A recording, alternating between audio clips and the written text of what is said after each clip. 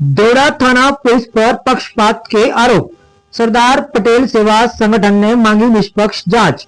प्रदेश अध्यक्ष महेंद्र डांगी बोले, पहली रिपोर्ट दबाई, दूसरी पर तुरंत केस दर्ज। देवड़ा थाना क्षेत्र की पुलिस पर पक्षपात पूर्ण कार्रवाई के गंभीर आरोप लगे हैं। सरदार पटेल सेवा संगठन के प्रदेश अध्यक्ष महेंद्र डांगी ने दावा किया है कि पुलिस ने एक ही विवाद में शामिल दोनों पक्षों के मामले में अलग अलग रवैया अपनाया है और पहली रिपोर्ट को नजरअंदाज कर दिया है।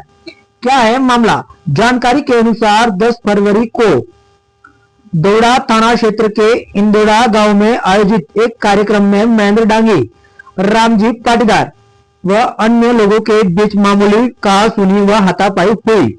घटना के बाद रामजी पाटीदार ने देवड़ा थाने में रिपोर्ट दर्ज कराई और रसीद भी ले ली, लेकिन पुलिस ने उनकी एफआईआर तुरंत दर्ज नहीं की। दूसरी रिपोर्ट पर तुरंत कार्रवाई। इसी बीच 2 दिन बाद बालकृष्ण पाटीदार ने पुलिस में शिकायत की। आरोप है कि इस दूसरी रिपोर्ट पर पुलिस ने तुरंत गंभीर धाराओं में केस दर्ज कर लिया और इस बीच बचाव में करने पहुंचे महेंद्र पाटीदार सहित कई अन्य लोगों को भी आरोपी बना दिया। पहली एफआईआर 4 दिन बाद दर्ज। प्रदेश अध्यक्ष महेंद्र डांगी के अनुसार रामजी पाटीदार की पहली रिपोर्ट पुलिस ने 14 फरवरी यानी घटना के 4 दिन बाद दर्ज की। इस देरी को लेकर संगठन में भारी आक्रोश है। गिरफ्तारी की आशंका, उच्च अधिकारियों को शिकायत। महेंद्र डांगी ने आशंका जताई है कि पुलिस कभी भी उनकी गिरफ्तारी कर सकती है। उन्होंने पूरे प्रकरण को एक तरफा कार्रवाई बताते हुए पुलिस अधीक्षक, पुलिस महानिरीक्षक और पुलिस महानिदेशक को लिखित शिकायत भेजी है और निष्पक्ष जांच की मांग की है। सरदार पटेल सेवा संगठन ने क्या कहा, प्रेस कॉन्फ्रेंस में सुनिए। पुलिस पिछले माह भी आपने देखा होगा भ्रष्टाचार में लिप्त पाई गई और 2 उसके कांस्टेबल ट्रैप किए गए। उसी सिलसिले में अब ये जो एक रवैया नजर आया है खास करके देवड़ा पुलिस थाना के अधिकारी द्वारा कि जो भी उस ट्रैप में उनको संदेह है कि ये शामिल हो सकते हैं, उनको टारगेट बना के झूठे केस में फंसा के और भ्रष्टाचार को बढ़ावा देने का एक बहुत बड़ा षड्यंत्र देवड़ा पुलिस द्वारा रचा जा रहा है। और इसका अभी जीता जागता एक उदाहरण जो मेरे सामने घटित हुई है घटना, इसलिए मुझे ये प्रेस कॉन्फ्रेंस बुलानी पड़ी। ये 10 तारीख की घटना है। 10 तारीख को इंदौड़ा में एक शादी से लौटते समय हमारे मित्र राम जी और एक उनके अन्य साथी एवं दूसरे 6-7 जने आपस में कोई छोटी मोटी गाली गलौज वाद विवाद हुआ और छोटा मोटा कुछ 100 बचाव में हाथ उपाई वगैरह हुआ होगा। मैं भी अनायास वहीं था उस समय, तो ये मेरे रिलेटिव भी है, तो हम लोग गए थे, बीच बचाव की कोशिश की और एक सामान्य घटना थी और इन्होंने एक जिम्मेदार नागरिक होने के नाते ये रिपोर्ट भी दी उस दिन रात को 11:30 बजे।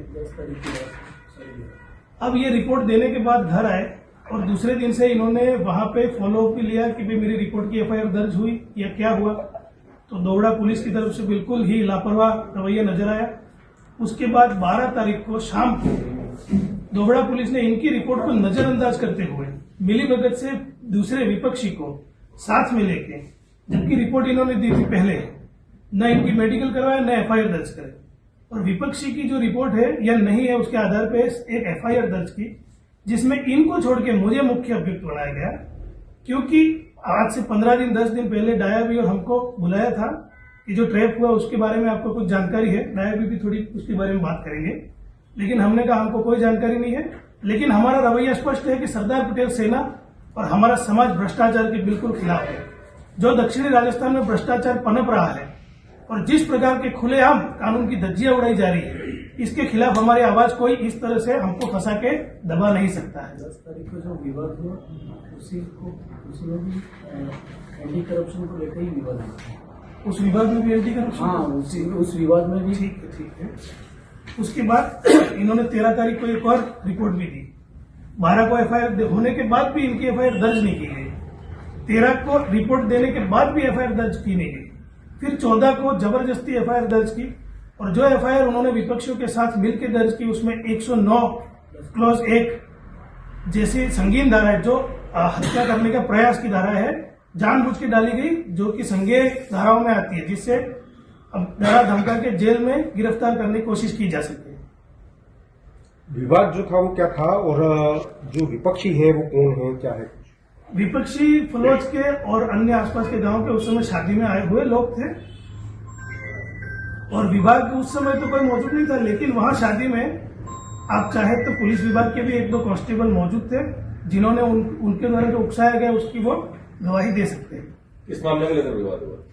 विवाद के समय यूं हुआ कि जैसे हम लोग बैठे थे तो वहां पे वो आके इनको और कुछ लोगों को कहने लगे कि आप लोगों ने दोड़ा थाने वालों को ट्रैप करा दिया है। विवाद उस चीज को लेकर हुआ कि ट्रैपिंग की कार्रवाई आपने की है, आप लोगों ने करवाई है, आपकी सरदार सेना के संगठन ने ये कार्रवाई कराई है, इस बात को लेकर विवाद हुआ। अब हमने इस विषय को लेके आपको एक दूसरी जानकारी भी हम देना चाहेंगे। हमने इस विषय को लेके अपने एडिशनल एसपी साहब है डूंगरपुर एसीबी में, उनको भी संज्ञान में डाली है एक चीज। और 2020 कोरोना काल के समय में सेम थानाधिकारी वही तो दोबड़ा थाने से सस्पेंड होकर 16 सीसी की नोटिस लेके सस्पेंड हुए थे और वो वापिस उसी थाने में लगे और उनका रवैया देख के ऐसा महसूस हो रहा है कि दोबड़ा थाने का जो पुलिस का स्लोगन है वो अपराधियों में भय और आम जन में विश्वास को बदल के आम जन में भय और अपराधियों में विश्वास रख देना चाहिए। अब क्या मांग कर रहे हैं?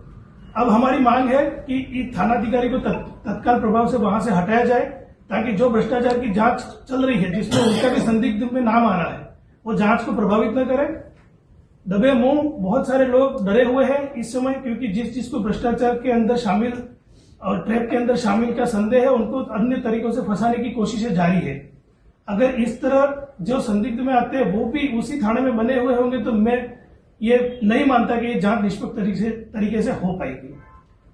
और दूसरी मांग है कि जो व्यक्ति 16 सीसी की नोटिस में उस थाने से निकला वो वापस वहीं आ रहा है, तो कहीं न कहीं इस चीज को भी पुलिस प्रशासन को और सरकार को ध्यान में लेना चाहिए। अल्टीमेटम दे रहे हैं कि भाई इतने समय तक नहीं हटाया तो आगे सरदार पटेल सेना क्या स्टेप रहेगा? हमारा तो तत्काल प्रभाव से हटाने का ही निवेदन है। अगर नहीं हटाया जाता उसके बाद नहीं हटाया जाएगा तो सरदार सेना भी आगे अपना कार्रवाई करेगी। हमने फिलहाल तो एसपी महोदय के साथ और आईजी महोदय और डीजी महोदय के नाम ही एप्लीकेशन बनाई है और आज ही सीएम ऑफिस में भी इसके संबंधित हम एप्लीकेशन दे देंगे। डीसीबी को राइटिंग में दिया है या ओरली बोला है? नहीं, राइटिंग में दिया है। हाँ। और आज हम एसीबी डीजी को भी पोस्ट कर रहे हैं यहाँ से रजिस्टर रेडी के माध्यम से। आपने जो रिपोर्ट दी थी वो किन के खिलाफ दी थी, क्या वही किनके खिलाफ? वो जो थे 5-6 या जगह कोई ऐसे हमको नाम राजनीतिक रसूखदार आदमी ऐसा कुछ मामला है इसमें सर? राजनीतिक रसूखदार भी है, पर वो उस विषय में हम नहीं जाना चाहेंगे क्योंकि मामला इतना गंभीर नहीं था जितना इन्होंने हाइप कर दिया। उसी के दबाव में किया कि कैसे? हाँ, उसके दबाव में भी हो सकता है, बिल्कुल हो सकता है। इसमें कई सारे राजनीतिक एंगल है, लेकिन मुख्यतः जो बात है राजनीति अपना काम करती रहे, लेकिन प्रशासन या दोबड़ा पुलिस है उसको अपना काम ईमानदारी से करना चाहिए था।